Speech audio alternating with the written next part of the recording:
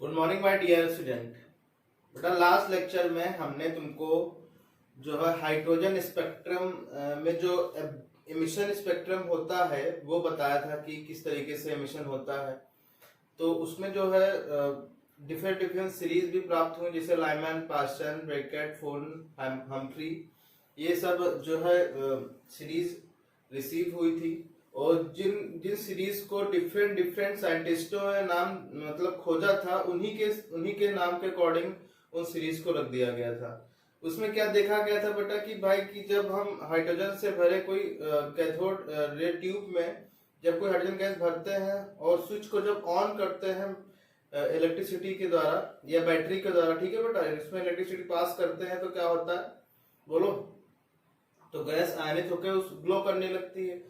और जो जो ग्लो करने लगती है उसी लाइट को हम प्रिज्म में से पास करते हैं, ठीक है, प्रिज्म से पास करते हैं तो प्रिज्म से क्या हो जाता है, वो जो लाइट होती है वो स्प्लिट हो जाती है डिफरेंट डिफरेंट कलर्स में, ठीक है ना। और देखा गया ये जो कलर्स वाली लाइट होती है इनकी वेवलेंथ डिफरेंट डिफरेंट होती है, लेकिन अगर हम इनको जब देखा जाता है माइक्रोस्कोप से तो देखा गया कि भाई ये जो रेस निकली है एक एक वाली, ये बहुत सारी रेस की बंडल के रूप में है, ठीक है ना। तो ये क्यों हुई, कैसे हुआ, ये सब चीजों पे आज चर्चा करेंगे। जैसा कि मैंने बताया था फॉर्मूला क्या होता है, 1/λ equal to 1/λ equal to 1/λ equal to RH Rydberg constant 1/n1 square minus 1/n2 square. Hydrogen item है तो हाइड्रोजन के लिए ZE स्क्वायर की जगह पे E1 हो जाएगा ना बेटा। तो ये जहां पे ये क्या है, रिडबर्ग कांस्टेंट है, ठीक है ना, इसको क्या बोलते होते हैं, Rydberg constant.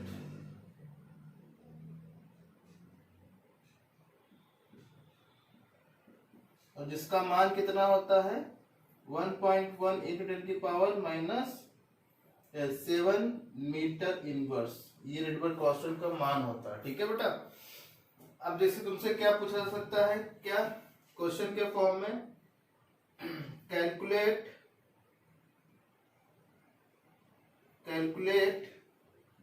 Lambda of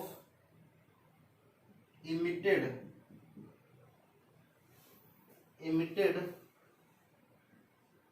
from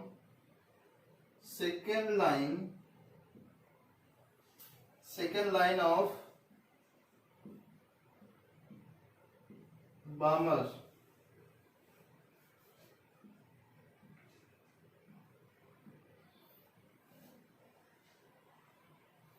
Balmer series in hydrogen atom, ठीक है बेटा। इन्होंने क्या बताया है कि लैम्डा कैलकुलेट करना है, वो भी किसकी, सेकेंड लाइन ऑफ बामर सीरीज का। तो बामर सीरीज कहां से स्टार्ट होती, पहले लाइमन, फिर बामर, फिर पास्टन, फिर ब्रैकेट, फिर हम्फ्री, पिफन, फिर हम्फ्री, ठीक है बेटा। तो पहले क्या होता है, N1 से कहां स्टार्ट होगा, लाइमन से स्टार्ट होता है N1, फिर लाइमन बामर N2 से स्टार्ट होता है, पास्टन 3 से स्टार्ट होता है, ये याद कर लेना है आपको। और पीफन 4 से, ब्रैकेट 4 से, पीफन 5 से एंड हम्फ्री 6 से, ओके। तो आप लोग को बहुत तरीके से देख लेना है क्या है, लाइमन, बामर, पास्टन, ब्रैकेट, फोन, ठीक है, ये याद रखना है।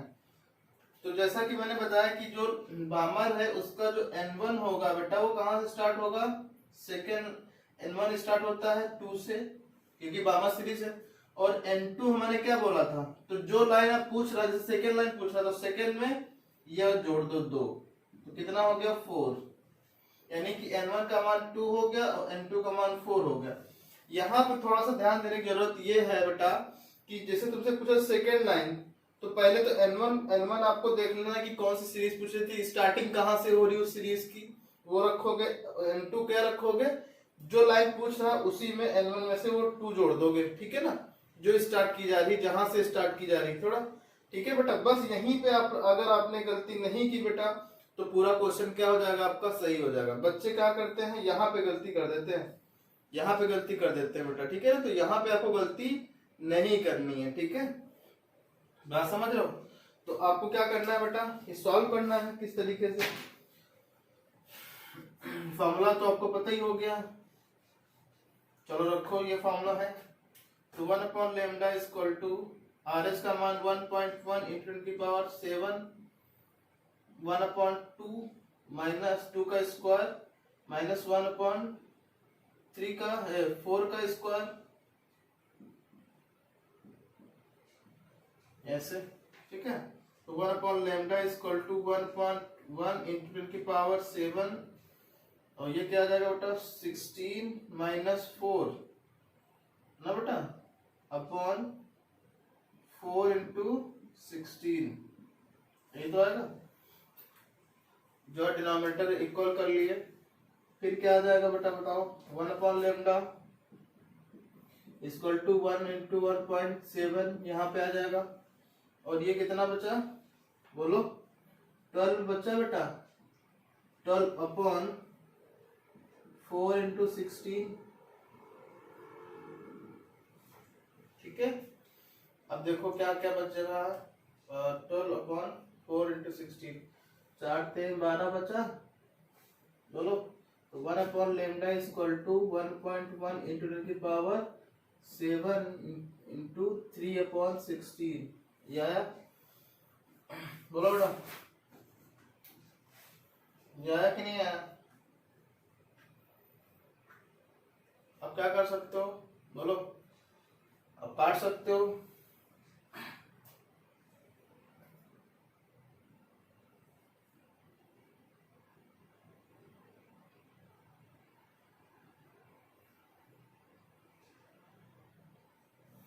ठीक है। तो क्या आएगा बता दो, तो ये 1 अपॉन लेमडा, अब इसको काट करो 1.1 इंटू 10 की पावर 7, अब ये 3 अपॉन 16 है, तो 3 को 16 से डिवाइड करते हैं 0, 16 करना 16 16 32, 16 करना 16, यहाँ बचे 10, 1 14 से 14,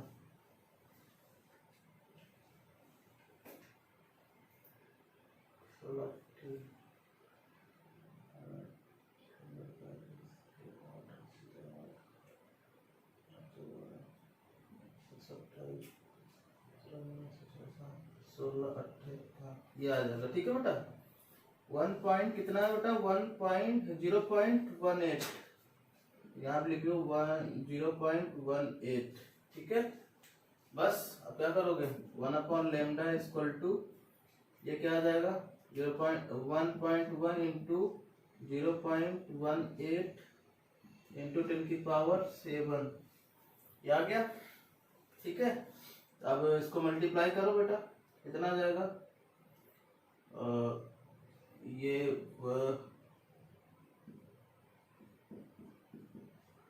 8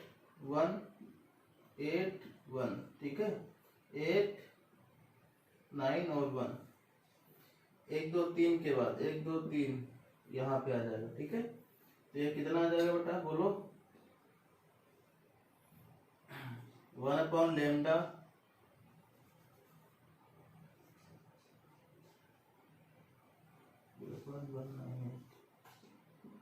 0.198 इंटू 10 की पावर 7, 1 अपॉन लेमडा ये आया, ठीक है बेटा।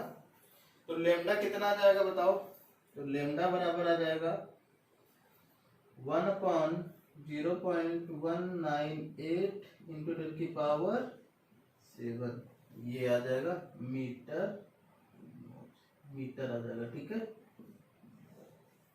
ये आंसर आपका, ठीक है, ओके बेटा, ठीक है। तो इस तरीके से आप क्या कर सकते हो, इसको मल्टीप्लाई करके सही तरीके से कर सकते हो, ठीक है। जैसे ये आंसर यहाँ तक ही सही हो सकता है, लेकिन आपको लेमडा निकालना बेटा, तो लेमडा को आपको दिखाना पड़ेगा कि भाई इतना है, और इसको सॉल्व कर सकते हो, इसको ऊपर ले सकते हो, घात ये जो पावर है 10 की पावर ऊपर ले जा सकते हो, इसको और सॉलिफाई कर सकते हो, ठीक है बेटा।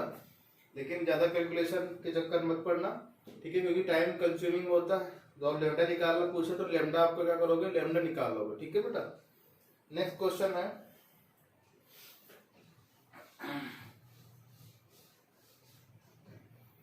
क्वेश्चन नंबर 2 है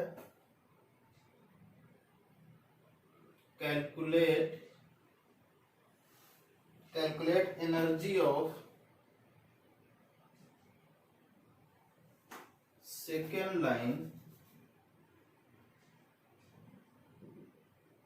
second line of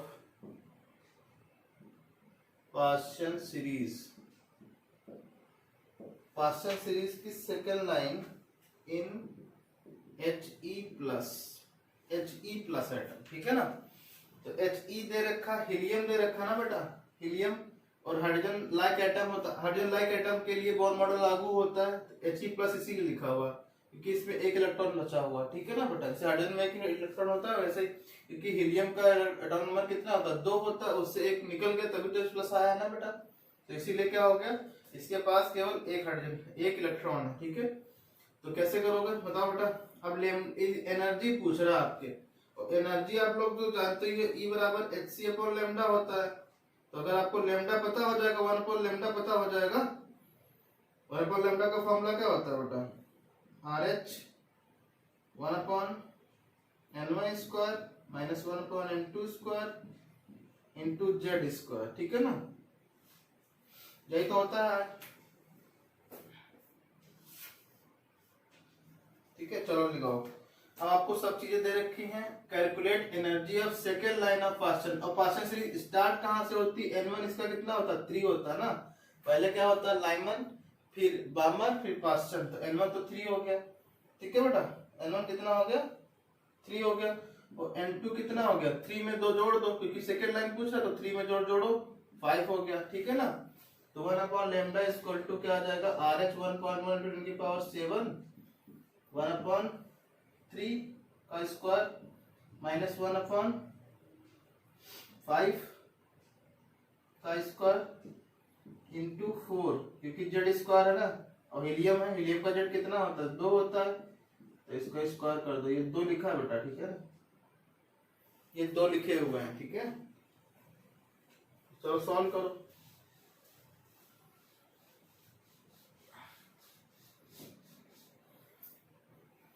कितना आ जाएगा बताओ,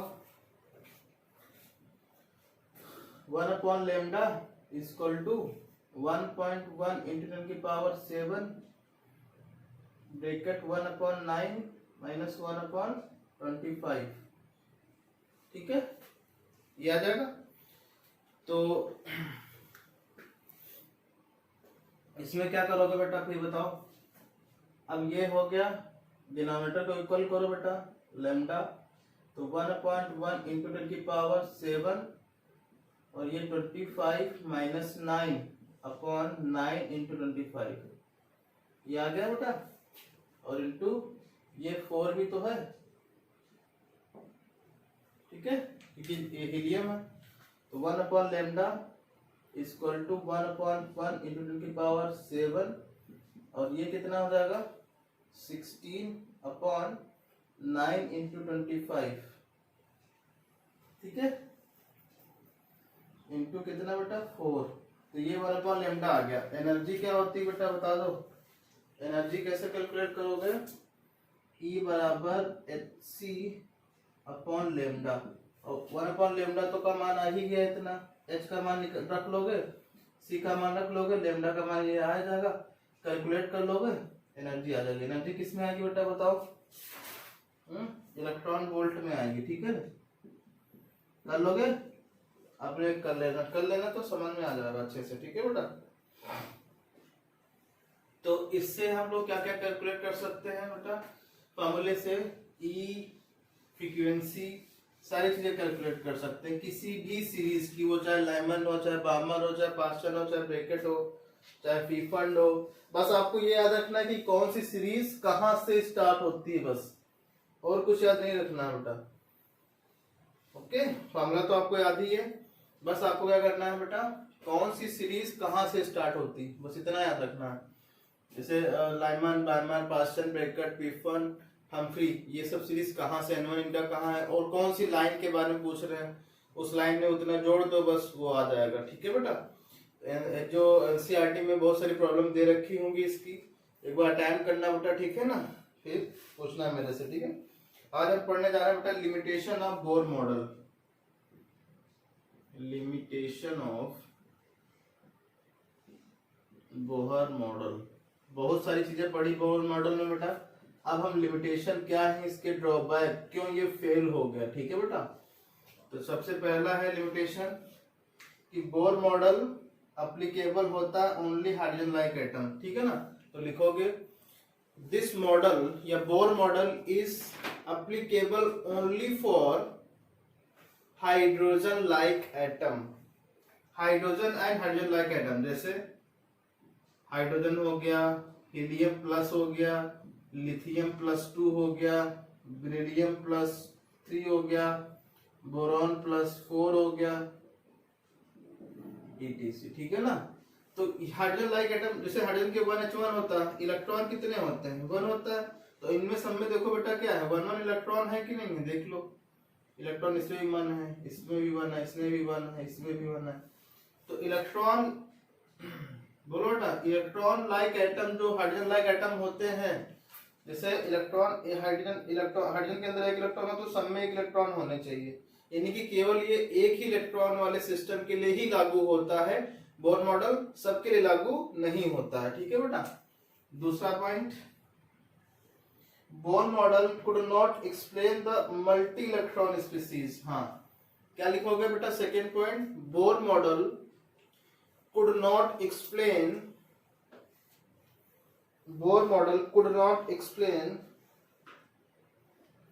multi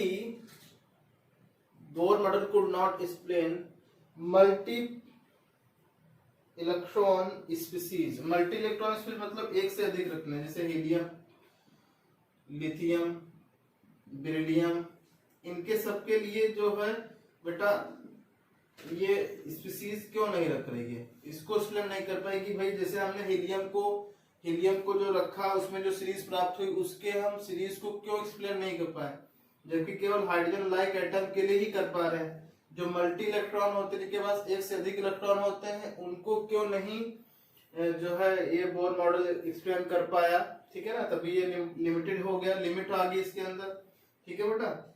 और third point, it could not explain angular momentum of electron in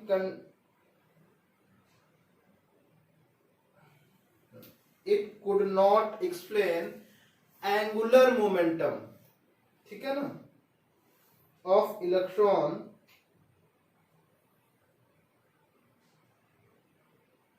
angular momentum of electron, ठीक है ना, इन एनी सेल और ऑर्बिट। वो इतना क्यों होता है ये नहीं बता पाए, ठीक है ना। जैसे एंगुलर मोमेंटम कितना mvr = nh/2π क्यों होता है ये नहीं बता पाए, ठीक है बेटा। दूसरा है, हाँ, it could not explain de Broglie wavelength, D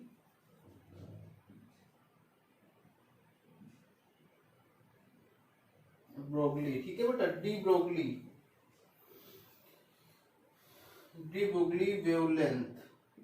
wavelength को समझा नहीं पाए थे।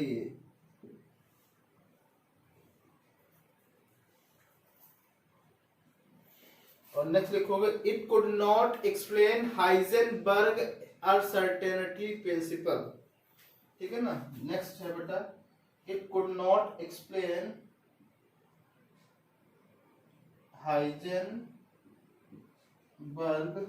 अनसर्टेनिटी प्रिंसिपल, ठीक है बेटा। अनसर्टेनिटी प्रिंसिपल को समझा नहीं पाए थे, कौन से, हाइजेनबर्ग के, ठीक है। It could not explain 3 dimension model of hydrogen atom, ठीक है। और लास्ट है बेटा, it could not explain 3-dimensional model of hydrogen atom, ठीक है बेटा। ये 3-dimensional हाइड्रोजन एटम को मॉडल को एक्सप्लेन नहीं कर पाए थे, ठीक है ना, कि कहाँ पे इलेक्ट्रॉन होगा। इसमें पैरेलली जो है चले थे कि इलेक्ट्रॉन रिवॉल्व करता है, लेकिन 3-dimensional मॉडल मतलब एक इलेक्ट्रॉन जो होते हैं वो कभी कभी क्या हो जाता है बेटा, वेव भी बन जाते हैं, कभी कभी पार्टिकल के तरह नेचर करते हैं। तो इन्होंने केवल किसकी तरह लेके चले थे बेटा, पार्टिकल की तरह लेके चले थे। ठीक है, ओके बेटा। तो ये क्या था, ये बोर मॉडल के लिमिटेशन थी, जो आपको क्या करना है, थोड़ा सा याद कर लेना, पढ़ लेना। ठीक है, ओके बेटा, थैंक यू।